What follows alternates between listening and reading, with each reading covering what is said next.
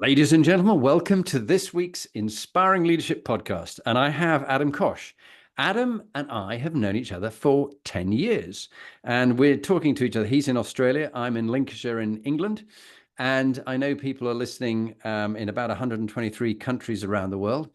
Adam and his company, he's the CEO of Sweat, connect with people in about 145 countries. So, Adam, it's a real pleasure after all these years, having worked with you 10 years ago, and we've stayed in touch, to have you on the podcast. Welcome. Wonderful. Thanks, Jonathan. This is fantastic, right? Because the relationship, as you said, stems back 10 years, having worked together a number of times when I was frequenting London on a regular basis. Yeah, no, and that was when you were in Expedia and doing some fascinating work there.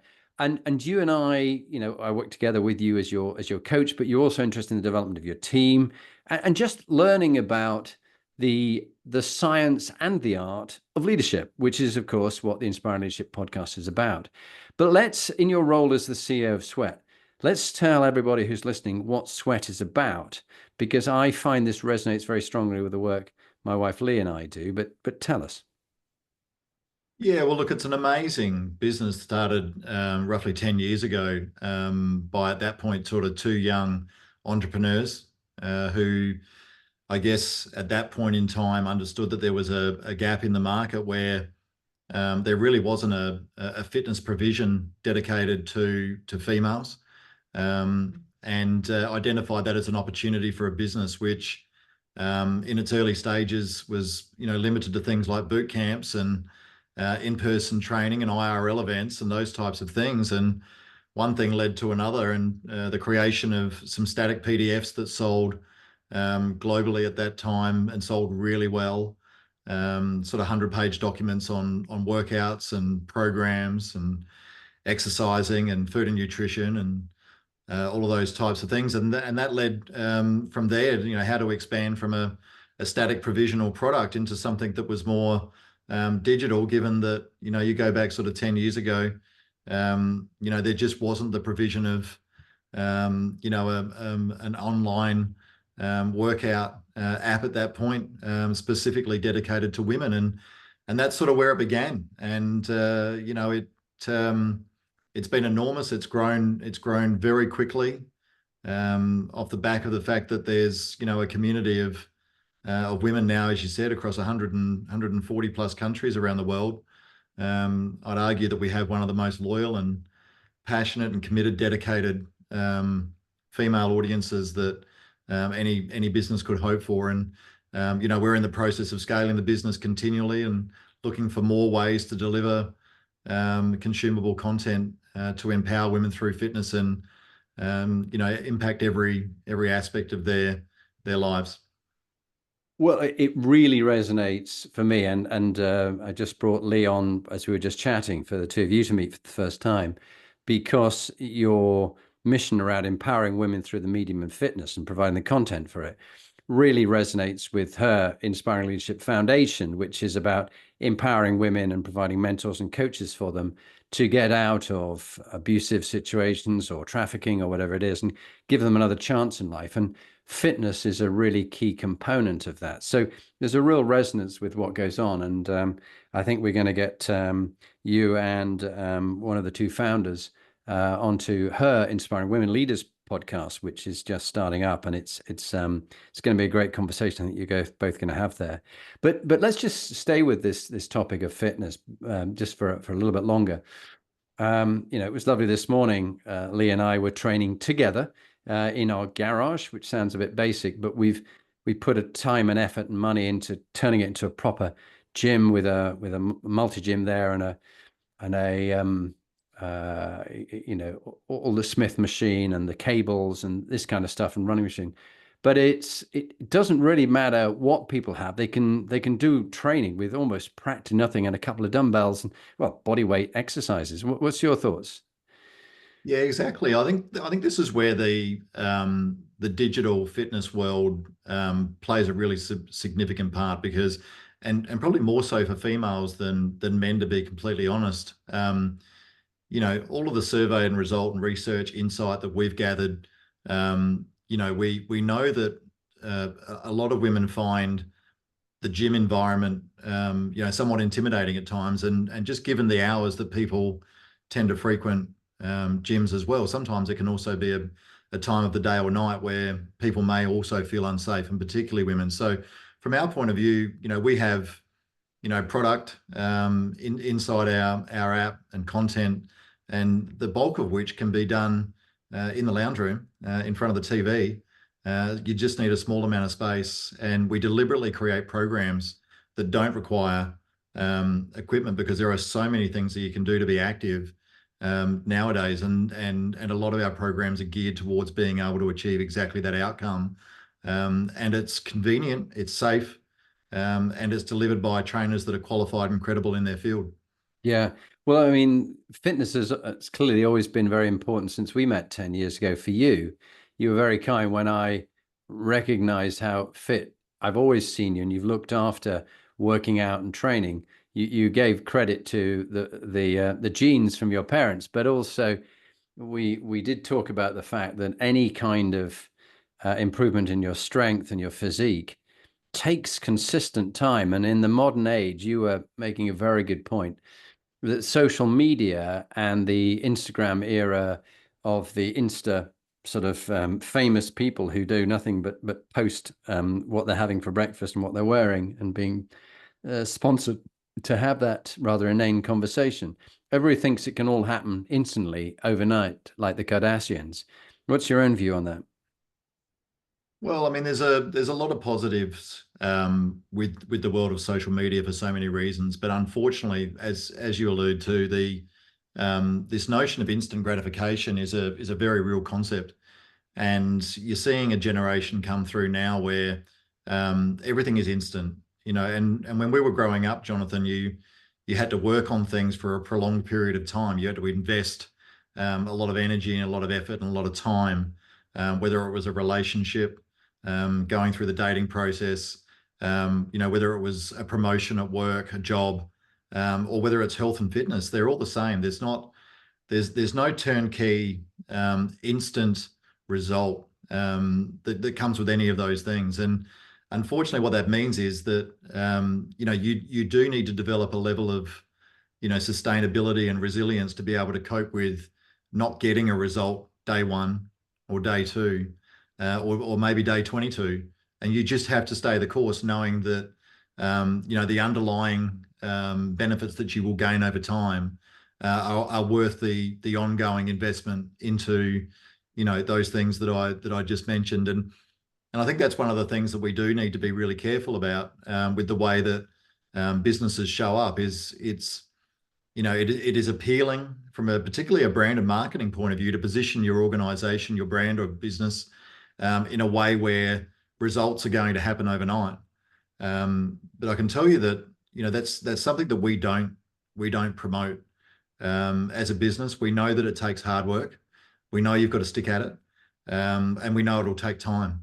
And that's why our programs are the length that they are. There's nothing that sort of says, oh, look, do this, and in a week's time you'll have a six pack, or you'll be toned, or we know that's false. And I think you underestimate the intelligence level of consumers if you genuinely believe that marketing approach is going to lead to subscription of your product. The reality is you come across as inauthentic and lacking credibility. But unfortunately, there's a massive saturation of that style of content producer at the moment. And it's you've got to continue to stay the course and stand your position when it comes to how your business shows up each day. It's so true. And I know I've been caught by that, get rich quick kind of scenario, or get fit quick. And, but I have learned, it's taken me to get to my 60s, that, certainly on my own fitness journey, which I've been, working out and keeping fit for some years now, the best improvements I've had have happened in the last 10 months, but only very, very micro, slowly changes of fitness or muscle mass or physique, which I wouldn't notice, but others, when they haven't seen me for a while, would notice later on. But I know that it's through consistency, and it's sustainable. But if I give up, it'll all go to ratchet. And so Mm. it is about, certainly as you, whatever age you're at, consistently keeping fit and doing a mixture of cardio and weights is really good for you and certainly for longevity.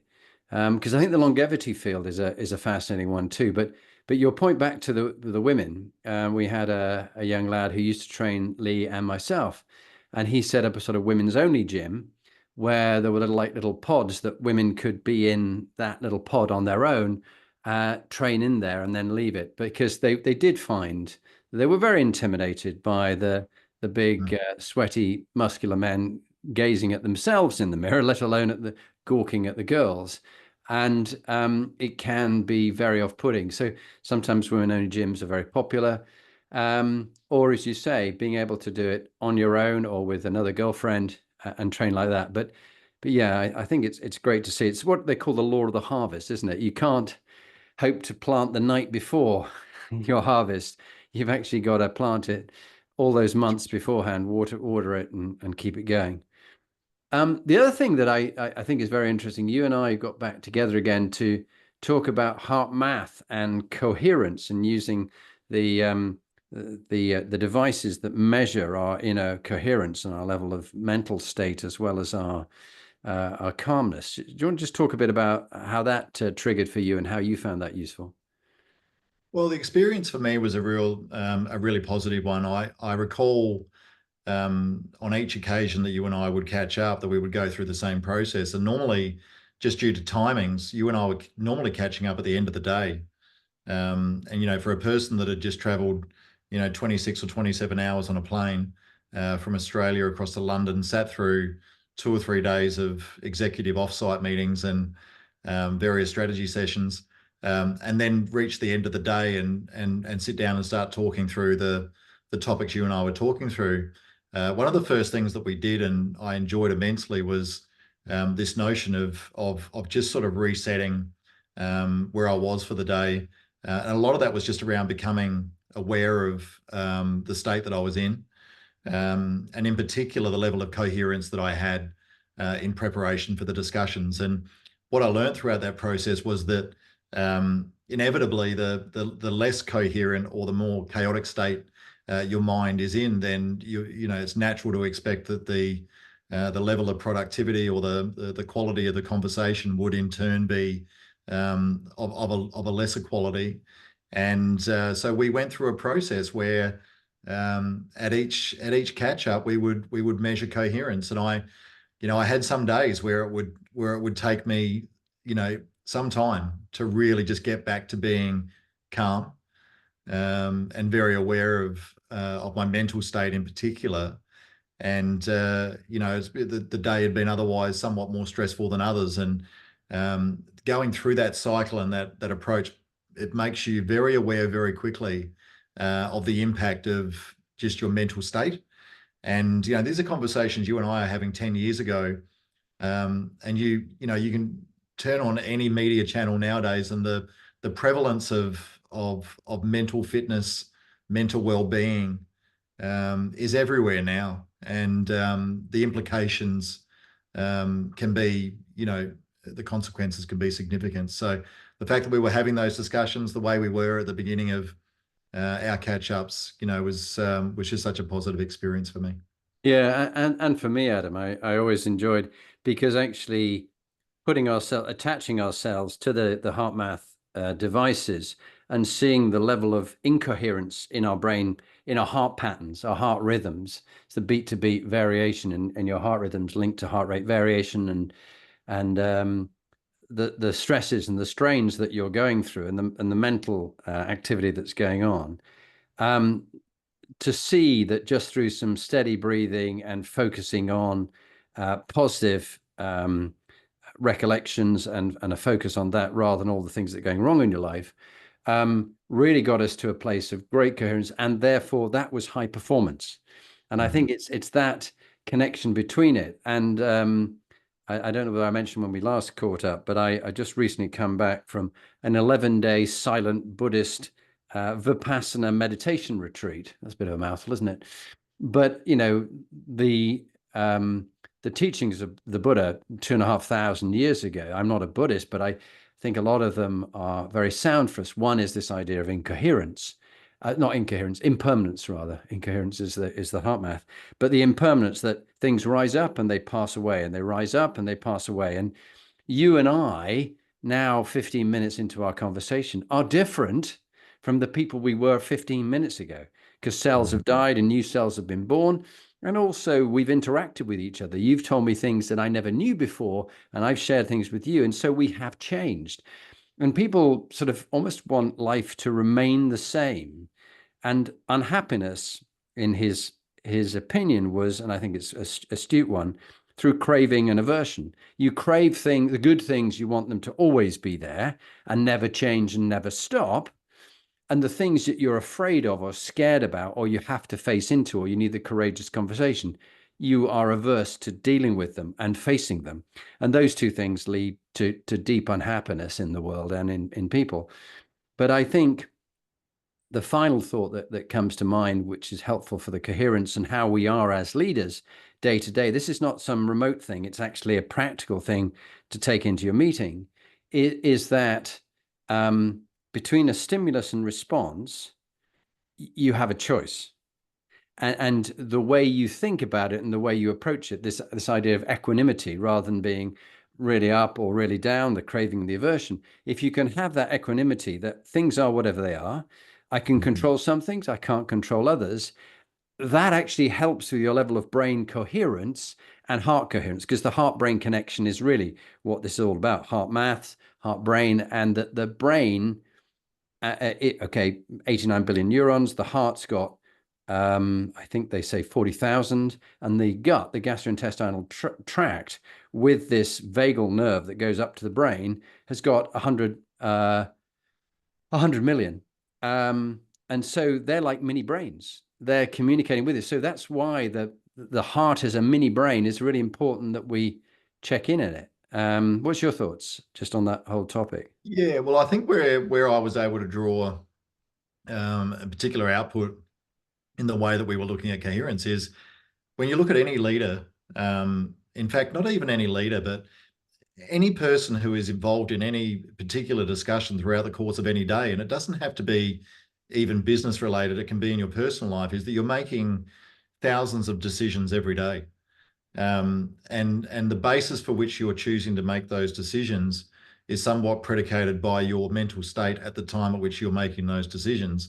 Now, in business, of course, you're making decisions on people, budget allocations and forecasting, and capital deployment, and various other things. And the reality is, if you're not in the right state, the likelihood of you making the right decisions, it just decreases, doesn't it, over time. And I think that's where it really made me sort of stop and think that rushing from meeting to meeting, for example, and walking out of one room into another, or off one call nowadays, and onto another call, without allowing your mind just to rebalance, recenter itself and get back to a good position, that's unhealthy. And there are consequences. And that's just work. I mean, it becomes even greater when you think about the implications in your personal life, relationships with a partner or a spouse, or children, or family members.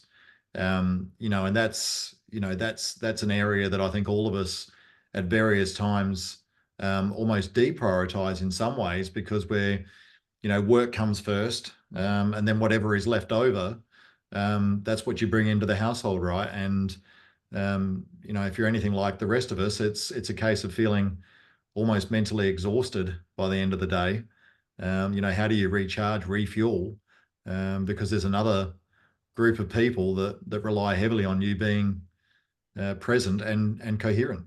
Yeah, I think that's such a relevant topic, and I know from my personal experiences, yours and others, people I've coached over the years, that we give our best to our work, and Mm. then whether it's we're working in the same house or where we just go into another room, to actually recalibrate. A couple of practical tips. One is to jot down all the things that are on your mind that you can let go of those because they're going to be there when you pick up tomorrow. The second one is almost like to imagine you got a whole lot of grime and grit and stuff from work on your hands, and you almost like wipe them on the wall. You go out from that room to the family or back where you before you get into the house, and then on the way back to start work, you pick it up and you take that stuff with you, but that you're reading yourself of that kind of shit that you've got at work, and you're not taking that kind of attitude and grumpiness about this or that with you into the household where there's small children, maybe, or children at all ages. I mean, I've got 4 children now. They're around about their 30s, and I've just had a 7 days ago, and another grandchild, a third grandchild, just been born, little Lyra, and that's all very exciting. But they want to feel the best of you. And if you are incoherent and you're all over the place and you're not present with them, it's very interesting. A small baby can pick it up.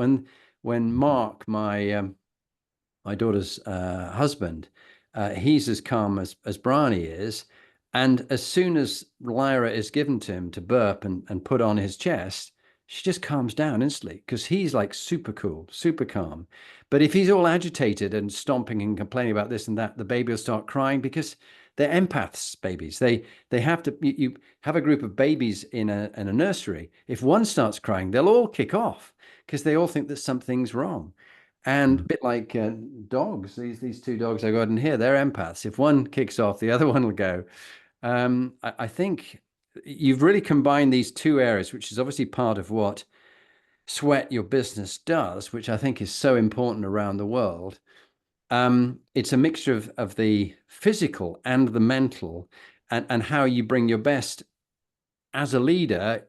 It's really important you're physically and mentally fit. What do you want to add on that point? This is Inspiring Leadership, the podcast. Why is fitness such a key part of inspiring leaders, in your opinion? Well, there's no shortage of data and surveys, research that support the fact that remaining active is absolutely critical to mental health, and that's the basis for the business. Really, is that we don't mind whether someone, to your earlier point that you made, they don't have to be a gym junkie. This is really about just being active and staying active, and that's what we do. And we've got programs deliberately catered and curated to those that are just starting out, and it's difficult, right? And we just purely just body weight exercises, and we really do try and encourage people just in many respects, just get off the couch, just get up, go for a walk, and I think that's a really good start. And I think once you start, then sort of just keep going. But I think that our business is really is almost, there's layers to our business. I've been asked several times previously, what's the secret sauce with Sweat in comparison to, there's no shortage of other companies that are doing similar things, and there's no shortage of free content that is available. So why would someone pay for ours? And I'd argue, first of all, that I believe that our content is superior, but I'm probably somewhat biased, being the CEO of the business. But at the same time, there's another layer that is, what I refer to as our community. And I think a lot of businesses aspire to have a community. And I think it's a word that is thrown around often, albeit sometimes lacking substance. But one thing I'm extremely proud of is we have, as I said earlier, we have a really sizable community spread across so many geographies and cultures, age groups and demographics. It's really diverse.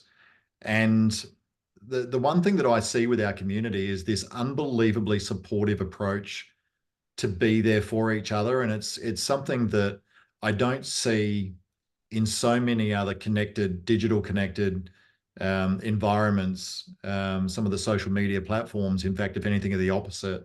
Whereas, I've seen countless examples within our community where there's a community member that is seeking advice on our forum, only to receive, several thousand really positive comments.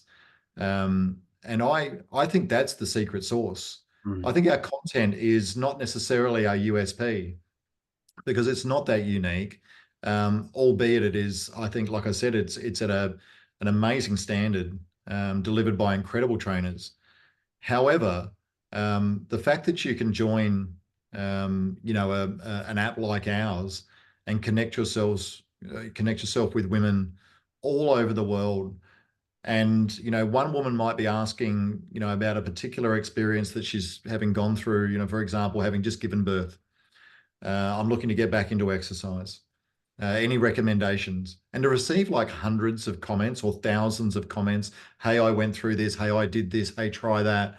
Like, I think that's what the world needs more of those connections, to be honest. And we facilitate that. And it's that is hard to replicate, which is why I think that's our USP.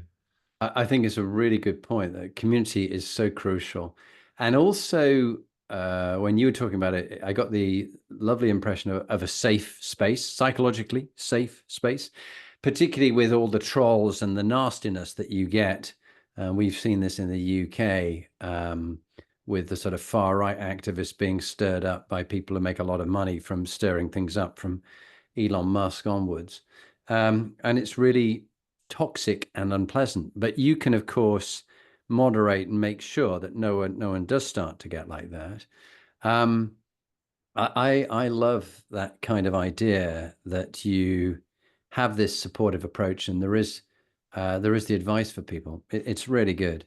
Well, look, people listening to this around the world, if they wanted to get onto your app, just explain how they'd find the app. I presume they'd find it on. Just tell me and what to look for. Well, I mean, they could enter it into any search engine, and I'm pretty sure that Sweat will be one of the first apps that'll come up. So if you're searching for female fitness or workouts for females, for women, I think we rank pretty highly in the search listings, and that'll take you to either our website, sweat.com, prefaced by the region you're in. Or you can go to app stores. We're available on the Apple App Store, Google Play, and so on. We're pretty much available everywhere. Very easy to find. Yeah, it's great. Well, look, I know I'll get my wife to do that because she'd find that very helpful too. Um, you've really been such inspiration to me, but to many of the other leaders that I know you've led. Where did this come from, Adam? Where was the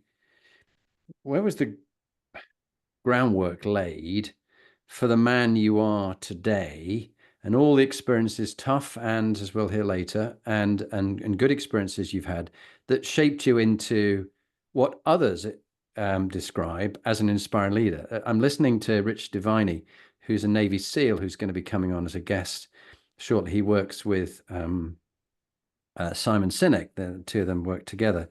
And his point, as I was listening to his book, which is a very good one about the leadership attributes, is that leadership and being a good team member, it's like humor. You can't say, I'm a funny person, I'm very humorous. Other people will say if you're humorous, and the same other people will say you're an inspiring leader, which is why my way of recruiting leaders like you to speak on the podcast is not because some agency pushes and they get paid to push someone. It's because another leader like you have said, Jonathan, you really need to have Peter Jackson on. He's really inspiring, or Anthony Wayman, or whoever it might be, Toby Pierce, one of the founders of your business. That makes them an inspiring leader because you and others say they're an inspiring, not because they say, hi, I'm Donald Trump, I'm a really inspiring leader. Okay, he has his own following, but there's a whole story behind that. And equally, to say, I'm a really good team member, you go, well, you say that, but what do the others in the team say? And I think that's a very interesting perspective. Before we talk about your life, what's your view about that? It's what others think. It's a bit like your brand and reputation. It's what others say about you when you're not in the room.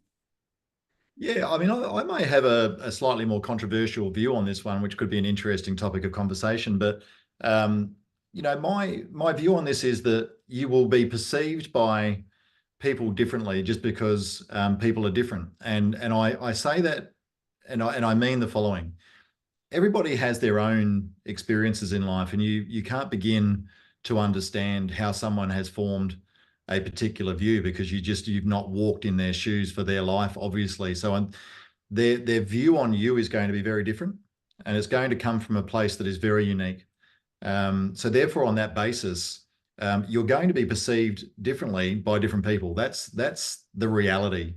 One thing I have learned to become very comfortable with over time, Jonathan, and this has taken a long time to get comfortable with this, is to effectively not care what others think. And I know that might come across as uncaring, but that's not what I mean.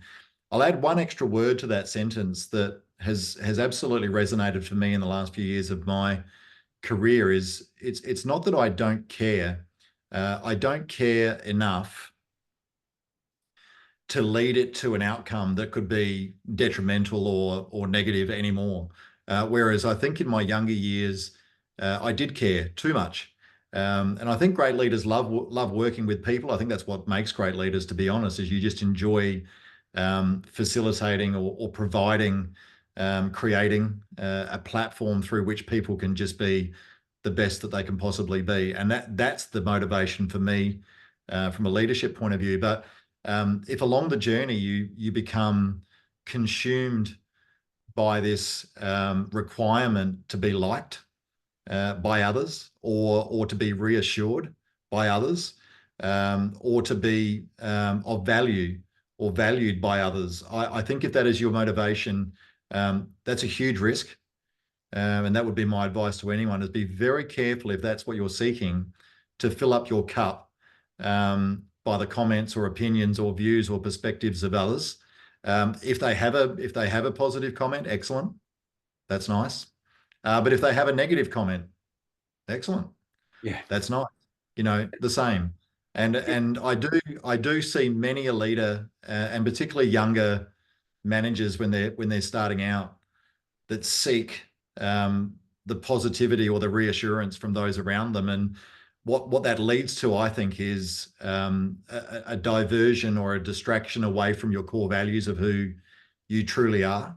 Because if you can't back in your own self-worth, and place that at the forefront of everything that you do, then you're going to not recognize yourself within a matter of months or years, because you've become something really to appease the masses. And you and I both know that's not actually possible. No, and I think you make a really good point. And I say I need to be perhaps a bit more specific, because I agree with everything that you said, that we've got to be careful that we don't go looking for the likes and the need of a narcissist who needs the reflection and the love and the glory of everybody else. That often the inspiring leaders that I know do very unpopular things, but they are respected for doing right thing right now. It might not be the popular thing at all. And that I love that saying, that if you worry what people think about you, you'd be surprised how little they do. They're not Mm. thinking about you at all. They're thinking about themselves, how they can get on, how you can help them, what's in it for them. So I think, yes, back to the point that you and I agreed on about the social media and the lack of humility in people, because a good quality of an inspiring leader is they do have humility, not to the point of being timid and afraid to act, but they're just, it doesn't have to be about them. It's about the team and how strong they are.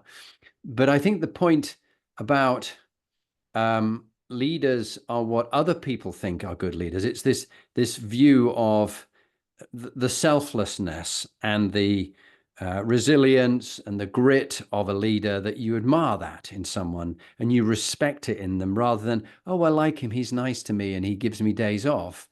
That's a cheap currency, and it's easily expended.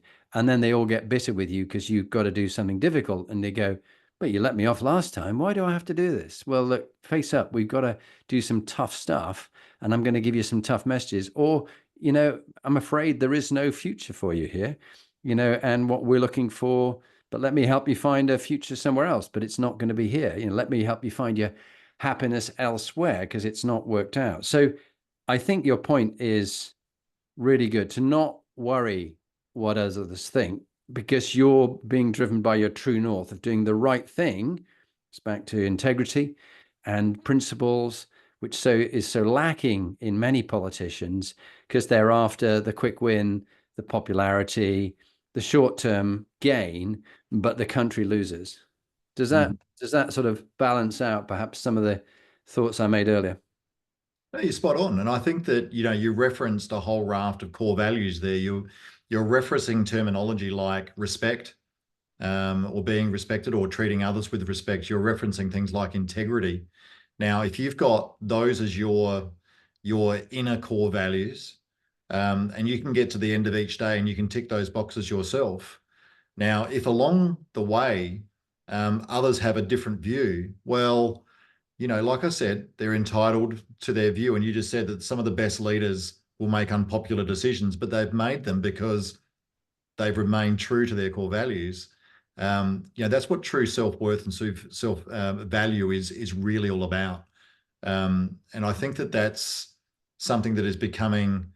I don't know whether it's necessarily becoming less prevalent, but I am seeing in a world today where it is about the vanity of likes, and the combination of instant gratification.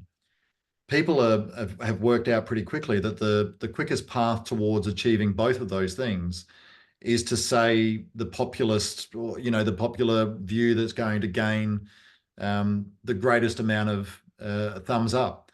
And unfortunately, as they say, if you don't stand for anything, you'll fall for everything. So I think in that we're seeing a lot of that. And you referenced the politicians. Well, I think it's broader than that. I think that it's spread across so many industries now. It's actually hard to decipher, those that are authentic and those that aren't. Yeah, and that really takes me to the other point that I love the idea that you bring the essence of these values and these attributes that people have, which are core. They might be dormant in them, but they're brought up by different situations, and they're very different from knowledge and skills. They always say knowledge, skills, and attitudes are three things you look at when you're hiring, but half for attitude and far for attitude. Knowledge and skills can be trained. They can be Mhm. developed in people, but the core values and the attributes that people have, their character, their fundamental character, integrity, their resilience, their empathy for other people, a whole variety of terms that we'd use. Those are essential, but they're not measured enough. Often people go, oh, he's a skilled accountant, we'll hire him. But what's his attitude like? What's his values? Will he be a creative accountant and fudge the books like in Lehman Brothers? And because they had a good news culture, failure is not an option. So everything had to be good news. Even when it was going downhill, they had to corrupt and twist their graphs and charts to make it look like they were going uphill. And that's when everything goes rapidly to collapse as it did in that business. Fascinating areas. Let's go back to your values and your upbringing. Who was it? Parents, grandparents, teachers that shaped the core of what makes Adam Koch who you are? Well, it's all of the above. I think you've got an upbringing and a childhood that is filled with unbelievable interactions and experiences, good, bad, and indifferent. And again, something I think you gain as you get older is perspective. And the one thing that perspective gives you is it makes you realize that there's not necessarily right or wrong in some instances. They're all learnings, right? And people do the best that they can do, at the time, albeit upon reflection, you may well do things in hindsight differently, but aren't we all experts in hindsight? I think that my upbringing was one where, we were raised in a house where we were all actively encouraged to remain active and competitive. We all played a lot of sport. And we were pushed hard as children to compete. And if you're going to step onto the field, then you give it 100%. And if you're not prepared to give it 100%, then that's not good enough. Now, the way messages were delivered, 40, 50 years ago, very different than the way messages are delivered now. And I think rightly so. I think that there's been the right changes in communication, and connection, particularly with young adults, and particularly when it comes to mentors and coaches and parents and those that have the ability to influence, the young and the developing, those that are developing. And I think that what we're doing now is better in many respects, but at the same time, Jonathan, I'd argue that we've probably lost some of the things when I was raised that, it was very clear. There was no real ambiguity around, what your choices were, back in when I was, I was about to say back in my day. But there were less choices. And I think nowadays the ambiguity and lack of structure and these types of things that are more prevalent now, for children and the undeveloped brain, that can open up a world of problems for children. And we're seeing it. We're seeing it with the crime rates for children at the moment. That when you remove that structure and you remove, that level of guidance and you remove that level of discipline, you do run into situations where children will act, in a different way. But I was fortunate. We were pushed and encouraged and supported, all at the same time. But I think a lot of the, working in teams, I think it's very healthy when you're a child to be in the sporting environment in one form or another, particularly team environments. I think it, in many respects, forces you to learn compromise and sacrifice and, cooperation and these types of things. And, through my early childhood, I captained a lot of the sporting teams, and represented at a state level in basketball and football. So, from that perspective, it was a case of, just continuously trying to be better, the next week than what you were the previous week. And that's what sort of drove me. Wow. Well, I mean, firstly, congratulations representing your state in basketball and football. Which state was it that you were in at the time? Yeah, I'm in South Australia. South Australia. Yeah. Wow. Well, that's knowing how competitive.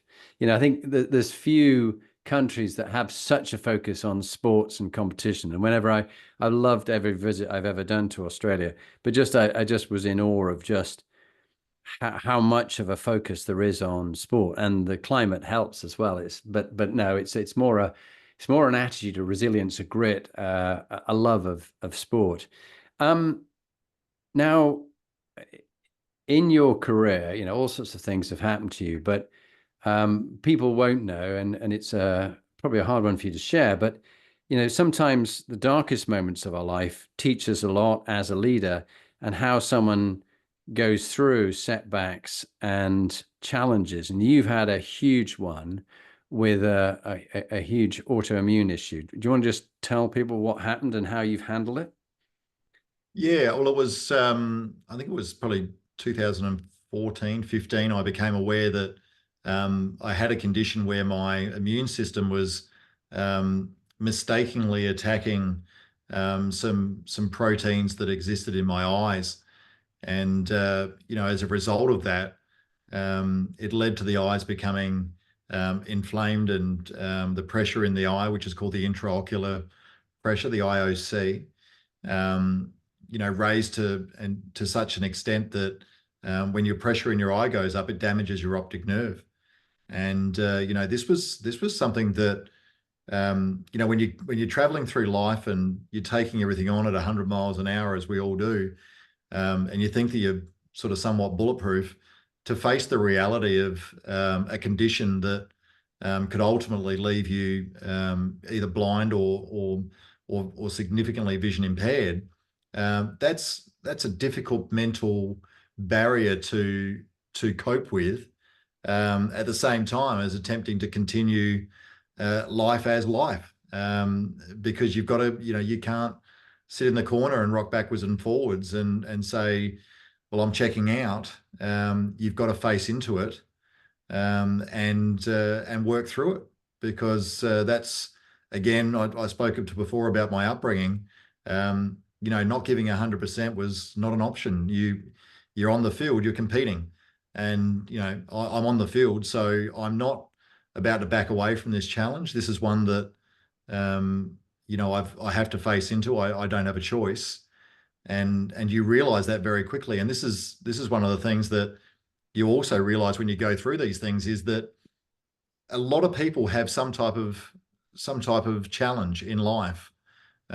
People that have migraines, or people that have bad lower backs, or hips that need to be replaced, or an issue with their heart or something similar. So from that point of view, it was a case of, well, life goes on, albeit it's going to come with some pretty serious obstacles and some hurdles that I need to overcome.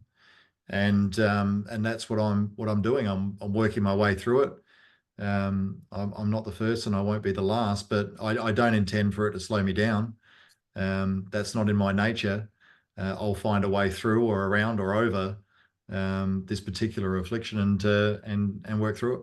Yeah, well, look, I mean, thanks for your resilience, and good luck with the treatment. That I, there is no cure, as I understand it, for what you've got, and so you're going to have to face it as it gradually gets worse. But it really is an inspiration to me hearing about this. And you've got a wife and three children. I think, if I remember, a daughter who's 16, and then a 12 and a 9-year-old. And what did they learn from the situation that you went through there, with the impact on your eyes and your sight? How do you think they've taken anything from it, the way you've been and the way your wife has been? Well, I think the one thing you realize very quickly when you become a parent is, children are like sponges, right? I mean, they pick up on everything, and you become very aware and very mindful of how you present yourself, because you want to role model behaviors that ultimately you want your children, as they go through life, to see those behaviors role modeled at home, so that they then take that into their journey, and that becomes part of how they operate. And the one thing that they saw was, albeit after 17 eye operations, they've seen their dad go through some challenges, but at the same time they've also seen their dad refuse to sort of back down. Yeah.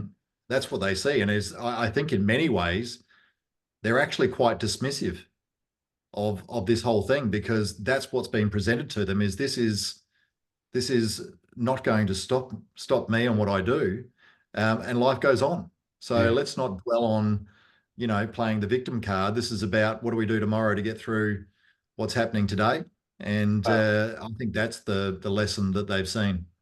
Amazing. And I think of two sayings which really support the incredible resilience you have. The old Chinese saying that, fall down 8 times, get up nine. And the Navy SEALs, who, when a disaster happens, they go, okay, now what? Now what are you Mm. gonna, what have you learned, and what are you going to do? Now what? And you really have that in spades, Adam. I do really admire you for that. So thank you. Thinking of your kids, they're at the kind of age, certainly your daughter, when you were her age, what advice do you wish that you had when you started out? Like, this matters, Adam, and this doesn't matter. When looking back, if you went and visited yourself, what would you say? My piece of advice would be, don't take yourself so seriously. I, Mm. I genuinely believe that at parts of your life, particularly early on, there's a need to always be right.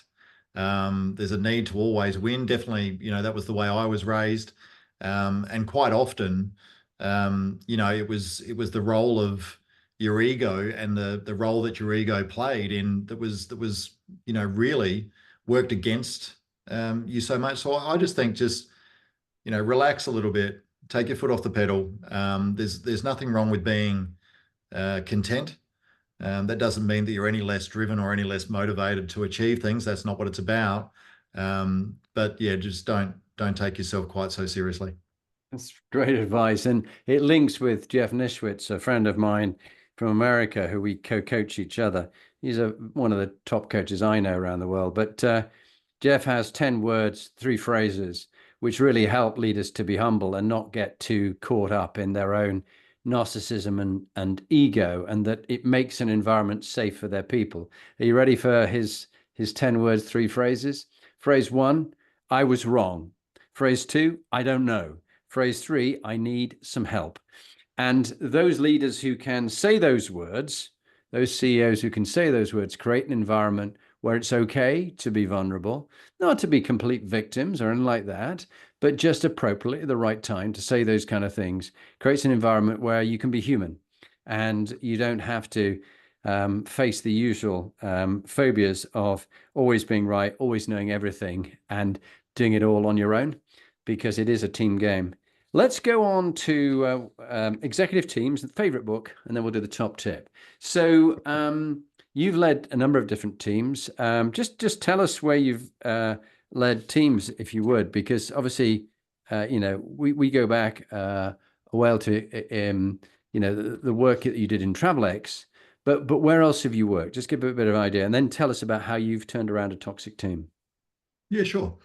So I actually started out in retail. I started serving in a record shop, DVDs and selling retail and walking the shop floor and dealing directly with customers, and that's where it all started for me. So as I progressed through those years, Jonathan, I went into various management roles reasonably early on.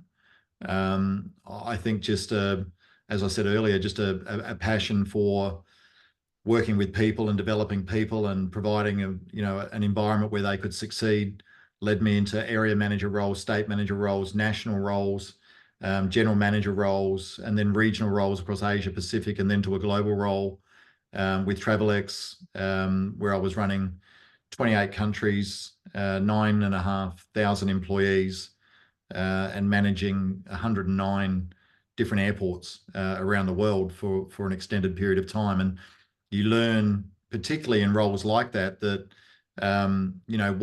what works for one culture may not work for the other, but there are always some common threads. And we've touched on a few of these before. Treating people with respect, working collaboratively, creating a safe space, showing up with integrity. These types of things, they're universal. It doesn't matter, in what culture or country that you're in. Those things apply, with any level of leadership or management around the world. So after I left the retail business, I did that for 7 years. I did TravelX for nearly 12 years. I did some tourism and accommodation for about 18 months, and now I'm in Sweat, which is a crossover between content deployment, fitness, and software development, the sort of the merging of those three types of industries, and absolutely love it. And as far as the toxic teams, which I think was the second part of your question, we've all been in situations where we've got teams that, and it may not be the entire team, it could be some individuals, but that for whatever reason are just pushing against, the collective direction of where you're trying to take a business.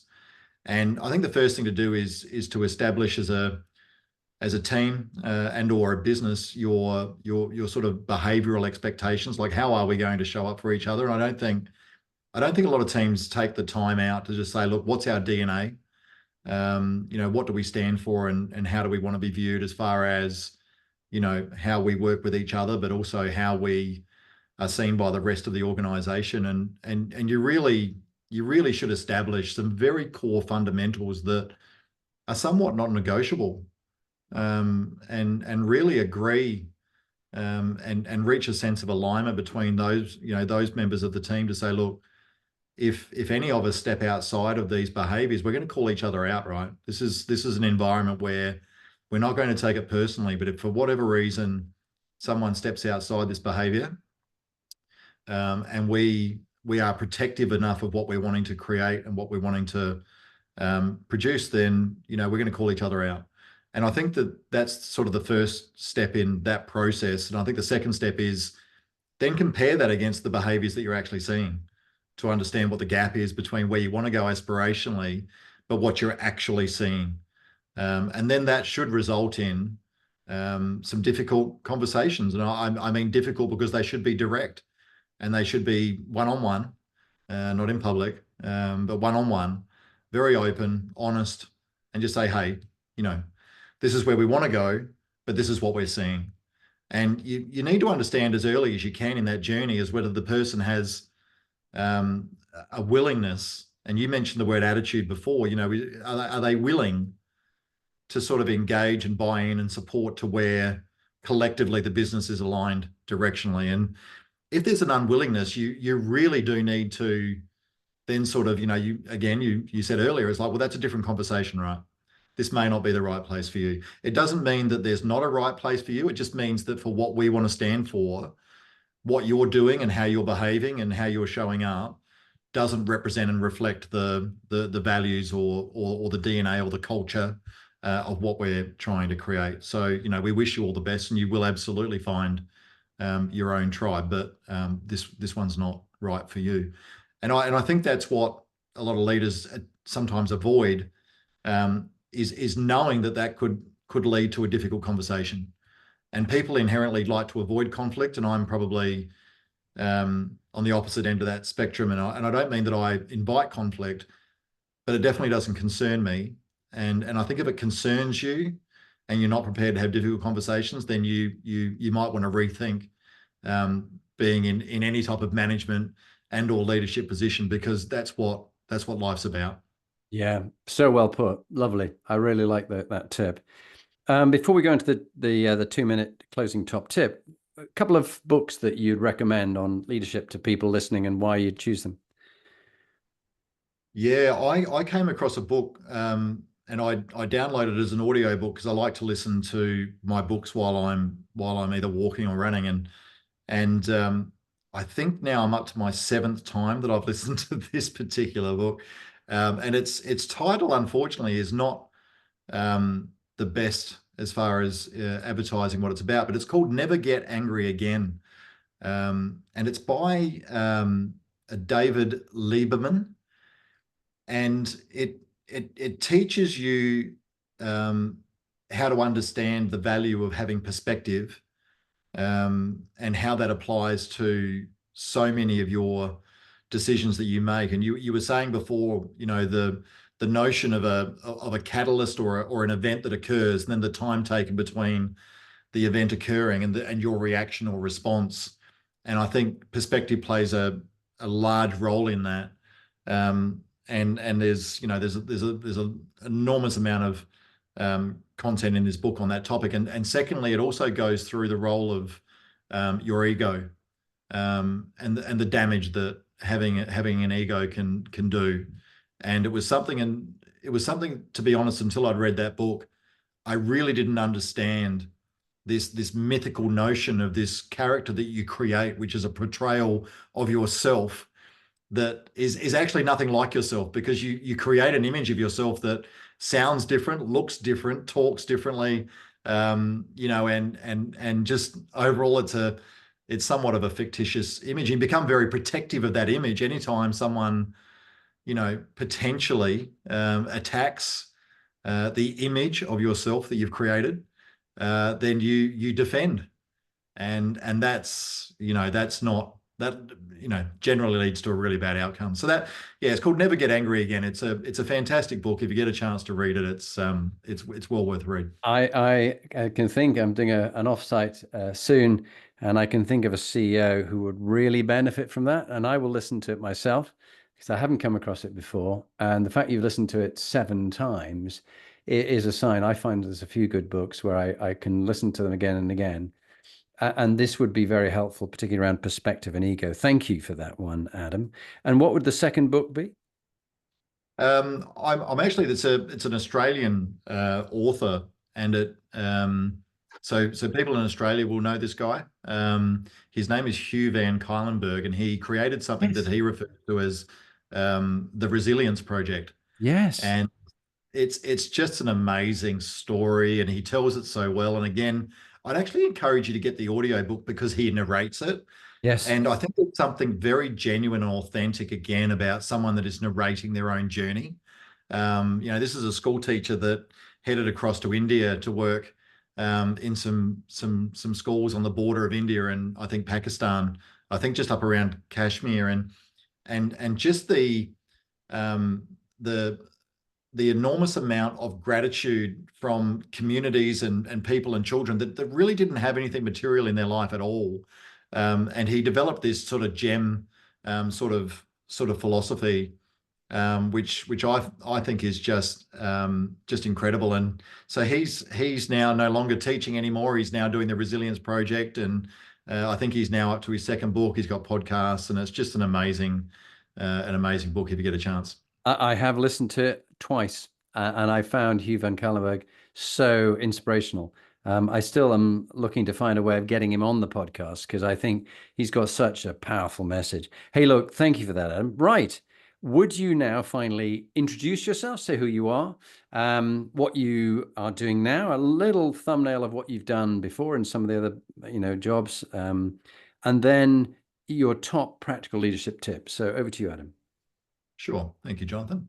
My name is Adam Koch. I'm the CEO of a fitness app for women called Sweat. I've now been managing a range of different businesses in different industries, both locally in Australia, across the region of Asia Pacific and globally, beginning in retail that spans back to 30 years ago, and progressed from retail into retail finance for a company called TravelX, where I worked across 28 countries for nearly 12 years, managed about 9,500 employees, and managed across 109 different airports, which I really enjoyed. Since then, I've worked in tourism and accommodation, and now I find myself at a business that spans content deployment through the fitness industry. We're a software development company, and our purpose is to empower women through fitness, and to find a way to bring value to every aspect of a female's life, now across 145 countries at this point in time. As far as like the top leadership tips from me, I think that every person in any organization at any level with any title can be a leader. You don't need permission. You don't need the title, and you don't need the salary to act in accordance with your core values, and show up each day in a really genuine and authentic way. And I think those people that are true to themselves and show up in business that way ultimately will be happier with what you do first and foremost, and that's very important. But you'll also be more authentic in what you do, and I think you'll attract an enormous amount of respect from those around you, if that's the way that you choose to rock up. Treat people well, treat them with respect, create a safe environment where people can debate and challenge without fear of consequence. And if we had more leaders like that in the world would be a better place. Well, Adam, you nailed it. Thank you very much indeed for being on the Inspiring Leadership podcast. It was such a pleasure to get back in touch after a couple of years since we'd last spoken.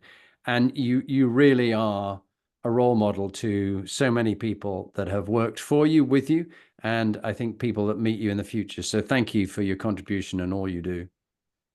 No, likewise, Jonathan, I really appreciate the opportunity. And look, huge gratitude to you for creating a platform where people like ourselves get the opportunity to come along and talk about our experiences, and the fact that we get to share what we do. I know, as being one of those people that consumes a lot of content when it comes to podcasts and listening to other people, there's enormous value in listening to what other people have gone through. I think that when you hear some of the journeys that people have been through, it just makes your journey just feel that much better and more achievable and more real. You're creating that space. So well done. Well, thank you so much. And I'll connect you with Sarah Bolt, who was one of the earlier podcasters. And there's a lovely connection between what she does and what you guys do. So thank you once again, Adam. Bye for now.